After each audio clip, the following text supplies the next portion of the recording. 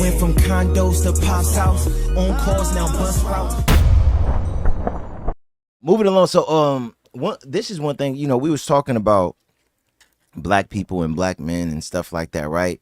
So there have been a lot of videos going around where older black men have been stepping up too, and basically saying that it's the OGs in the hood fault and their responsibility for the destruction of the YNs.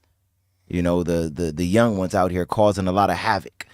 They blaming the OGs, man. They blaming your generation, man. They blaming y'all, you know, for the YNs out here causing destruction. What are your thoughts on that? Being one of them who was out there, you was in the streets. Yeah. You know, so what are your thoughts on, you know, a lot of people now saying, hey, it was the OG's fault? Well, you could say that. Well, you know, I could blame a lot of stuff on my OGs that taught me, because they taught us some book. But the generation right now, they can't blame it on they OGs, because they OGs is dead and they OGs got life right now. See, that 90s generation got wiped out. So stop it. See, my OGs taught us. So the few survivors like me and the ones that didn't, that died when they was 32, 33 years old, they was old to us. We was 16, 17. They died when they was 23, 24, 25. So they died before they hit 30. I'm one of the first generations to see 50. Wow. There ain't no way, when they show me some 50-year-old Crips, you know, that made it to 60. You feel me? Think about it, they all died in their 20s and their 30s. They never seen their 40s. So you can blame it on who you want, but that generation is dead.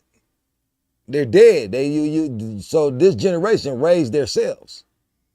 You feel me? Because the generation that raised me, when they came about, they were fighting. They get beat up with a chain and shit. You know, then it evolved in the 90s. Had Glocks and riding around with best artillery. So a lot of people got killed off, and like 3 strikes law came out. All them people got life.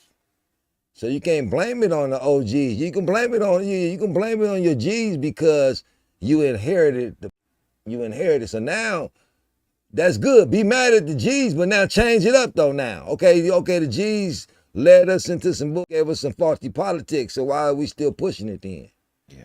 You know what I mean? So the YNs or whatever they is, they need to say, you know what, we need to wake up, because look, we done seen that first generation of gangbanging. They didn't know the outcome of how this was gonna happen. You know, that first Black Panthers or the first whatever.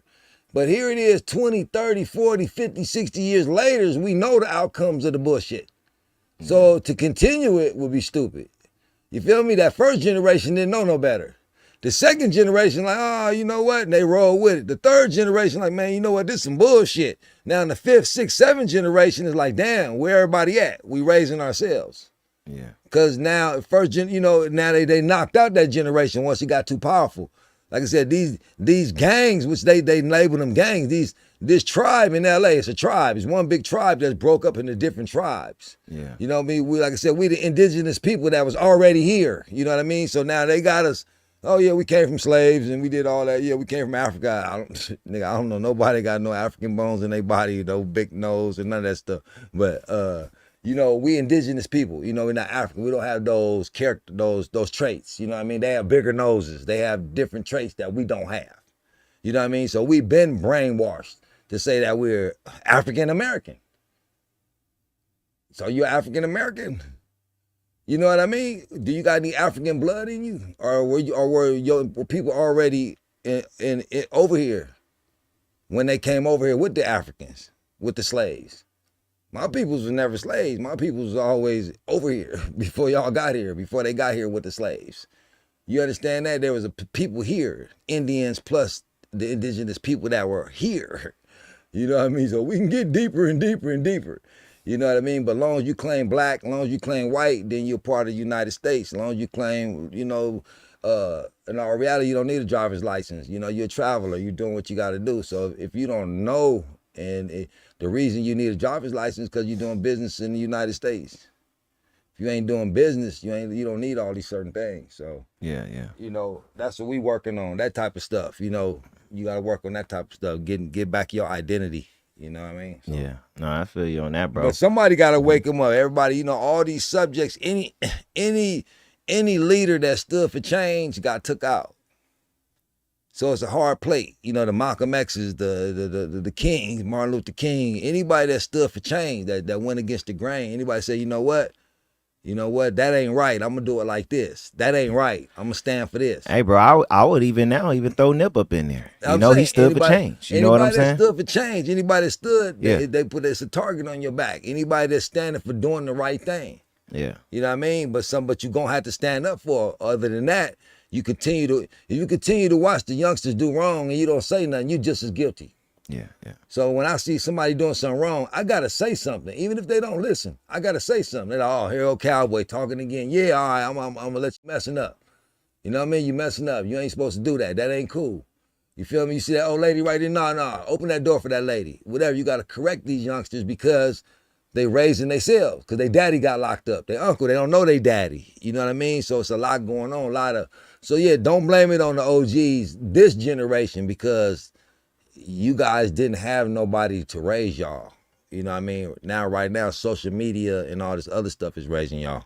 Yeah, no, that's a fact. You know, I mean, I always say, you know, once you get a little older, you got to take responsibility for yourself. You know, now I do say when it come down to your childhood and your adolescence, you know, being raised as a child till 18 and things like that, I do look at the men who are around those young cats and say, okay, the men who are around them need to take responsibility for the traits and tools that they have because they wasn't giving them the right traits and tools. So I do think that people need to take responsibility when it come down to the young boys, you know, the young boys and maybe even the young men. But after you 25, 26, 27 still messing up, you got to take responsibility for yourself. Yeah. Well, you know what I'm saying? You know, I recently been in the hood, so when I come down from the ranch or whatever, so I recently been in the hood putting together cars. You know, I got a 64 Impala,